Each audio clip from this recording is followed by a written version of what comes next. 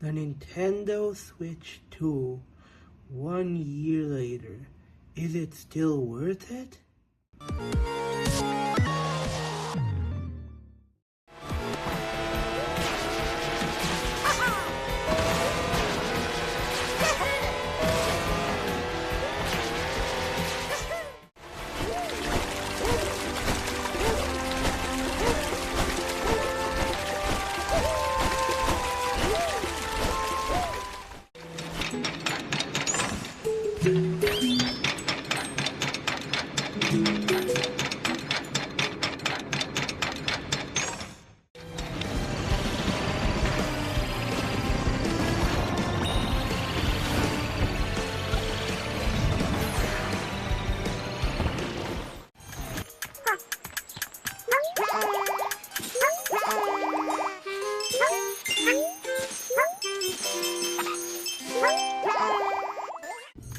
To start off, let's talk about the specs. The Switch 2 is 1080p in handheld and up to 4K on docked mode. The Switch 2 can support up to 120 frames per second, which is about double as much as its predecessor. Compared to the Switch 1, the Switch 2 is a really good size. It feels natural in my hands. The Switch 1 actually, it feels small in my hands now after using the Switch 2. The Switch 2 is definitely a much better size. One of the biggest pros of the Switch 2 is the Pro Controller. It was built to feel just like the Xbox and PlayStation controllers. One of its biggest differences from the original Switch's Pro Controller is it has these two remappable buttons. And of course, the Pro Controller is sold separately. One of the biggest cons of the Switch 2 is its battery life. It has worse battery life than the original Switch. That's the one thing that I say it does worse than the original Switch in. The battery life sometimes only lasts for around 2 hours. Of course, nothing that I mentioned matters so far unless the games are good. So let's get into the games now.